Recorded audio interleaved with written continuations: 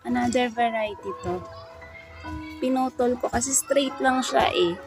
So, pinutol ko para magkasanga. Yan siya. Successful na. Nasa paso. Ang dami-dami ko dati yung nakapaso. Bumibili pa ako dati talaga. Alam mo yun? 500 pesos na isang variety. Pinukuha ko talaga. Binibili ko kasi gusto ko din sila. Hindi ko na alam yung mga pangalan nila or ano.